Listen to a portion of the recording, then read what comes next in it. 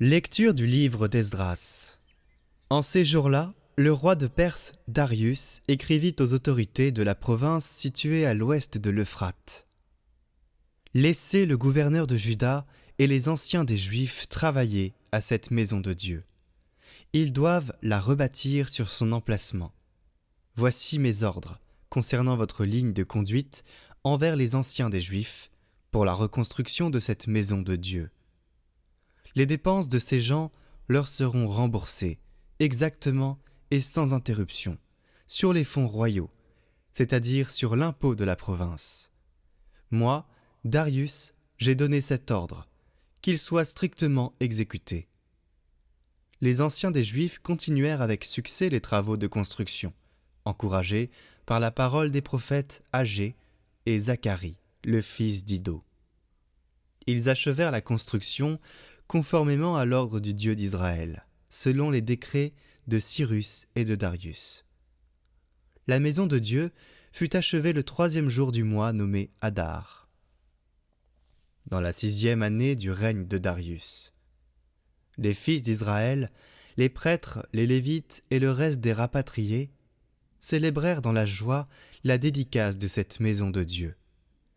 Ils immolèrent pour cette dédicace 100 taureaux, 200 béliers, 400 agneaux, et en sacrifice pour le péché de tout Israël, 12 boucs d'après le nombre des tribus d'Israël. Puis ils installèrent les prêtres selon leur classe, et les Lévites selon leur groupe, pour le service de Dieu à Jérusalem, suivant les prescriptions du livre de Moïse. Les rapatriés célébrèrent la Pâque le 14e jour du 1er mois. Tous les prêtres et tous les Lévites sans exception s'étaient purifiés. Tous étaient purs. Ils immolèrent donc la Pâque pour tous les rapatriés, pour leurs frères les prêtres et pour eux-mêmes.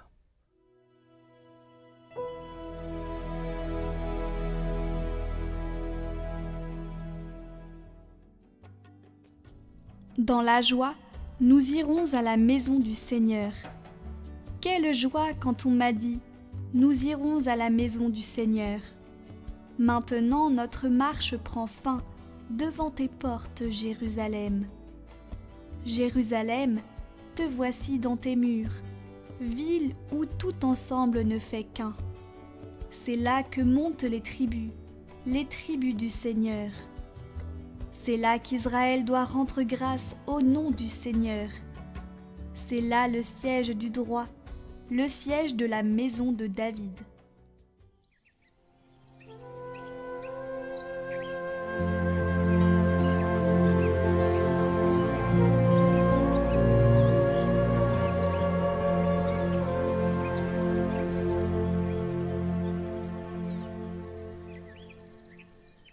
Évangile de Jésus-Christ selon saint Luc. En ce temps-là, la mère et les frères de Jésus vinrent le trouver, mais ils ne pouvaient pas arriver jusqu'à lui à cause de la foule. On le lui fit savoir. « Ta mère et tes frères sont là dehors, qui veulent te voir. » Il leur répondit. « Ma mère et mes frères sont ceux qui écoutent la parole de Dieu et qui la mettent en pratique. »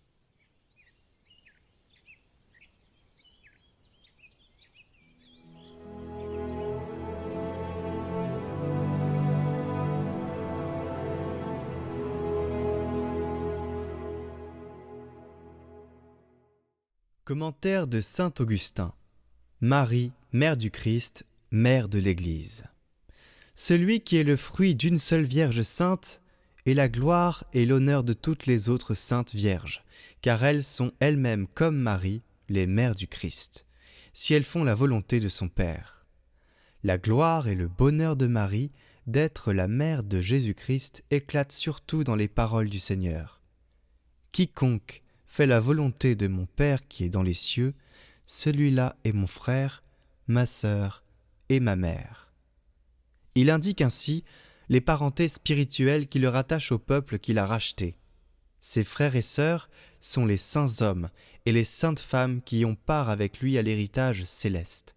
Sa mère est l'Église tout entière, parce que c'est elle qui, par la grâce de Dieu, enfante les membres de Jésus-Christ, c'est-à-dire ceux qui lui sont fidèles. Sa mère est encore toute âme sainte qui fait la volonté de son Père et dont la charité féconde se manifeste dans ceux qu'elle enfante pour lui, jusqu'à ce que lui-même soit formé en eux.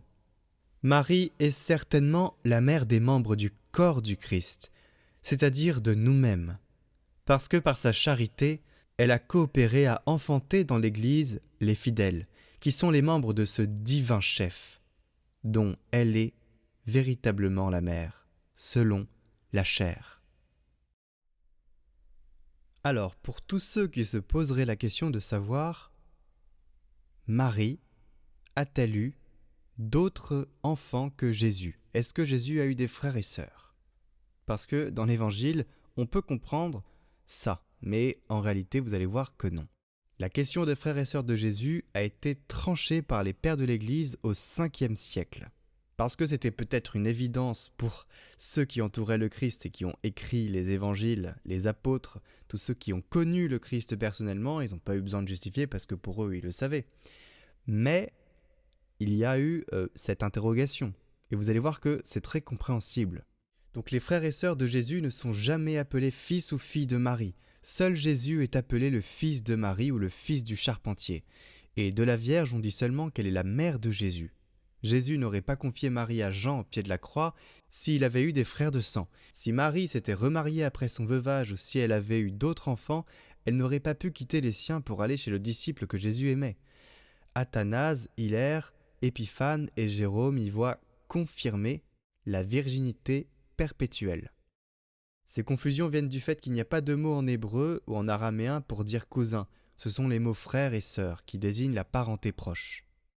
D'ailleurs, saint Grégoire de Norziaz appelle athées ceux qui admettent que Marie ait eu des relations sexuelles. Donc il n'y a pas d'ambiguïté sur la catégorique considération de la virginité postpartum de la Vierge Marie. Mais donc, qui sont Jacques et José, les fils? Eh bien, ce sont les fils d'une autre Marie.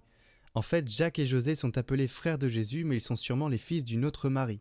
D'ailleurs, Marc dit en effet, il y avait aussi des femmes qui regardaient à distance, entre autres Marie de Magdala, Marie mère de Jacques le petit, et de José et Salomé. Cette Marie est encore appelée plus loin Marie, mère de José, puis Marie, mère de Jacques. Donc vous avez votre réponse, Jésus n'a pas de frères et sœurs, il a des cousins, la Vierge n'a pas eu de relation sexuelle, elle est vierge comme il est dit, et je vous communique en lien l'article d'Aletheia qui détaille tout ça avec les passages de la Bible si vous voulez regarder par vous-même. N'hésitez pas à aller faire un tour sur cet article parce que ça permet d'avoir un solide argument pour tous ceux qui vous diraient l'inverse, notamment, je ne vais pas citer les journaux, mais il y en a. Allez, on passe tout de suite à la prière de neuvaine, maintenant que tout cela a été éclairci.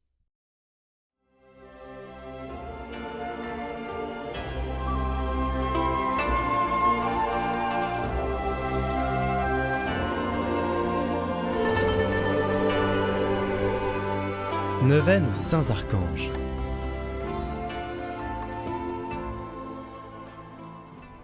Au nom du Père, du Fils et du Saint-Esprit. Amen. Je confesse à Dieu Tout-Puissant, je reconnais devant mes frères que j'ai péché, en pensée, en parole, par action et par omission. Oui, j'ai vraiment péché. C'est pourquoi je supplie la Vierge Marie, les anges et tous les saints, et vous aussi mes frères, de prier pour moi le Seigneur notre Dieu. Que Dieu Tout-Puissant nous fasse miséricorde, qu'il nous pardonne nos péchés, et nous conduise à la vie éternelle. Amen.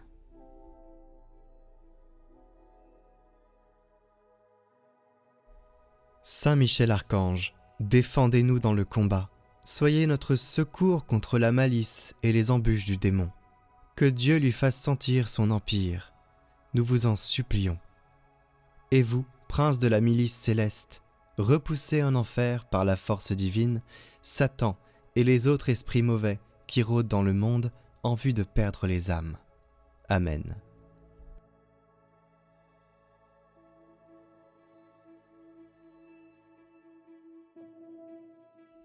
Jour 6.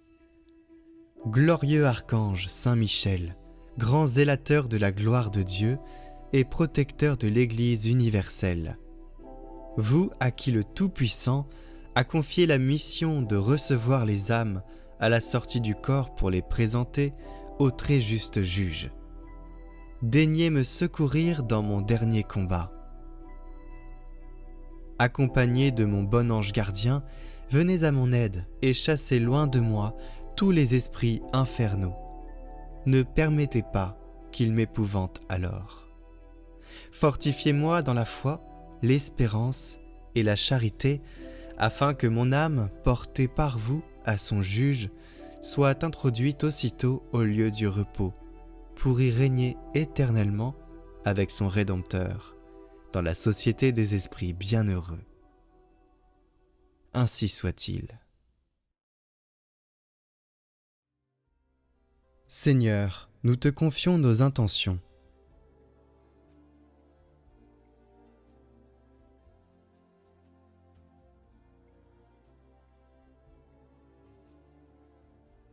Tu as dit, si vous êtes 2 ou 3 réunis en mon nom, demandez et vous serez exaucés.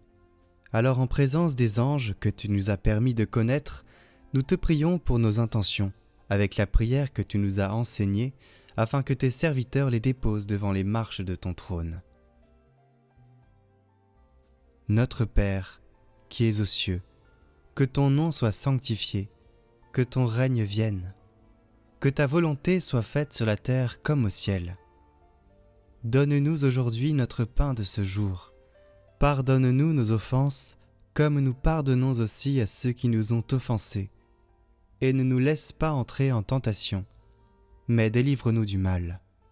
Amen.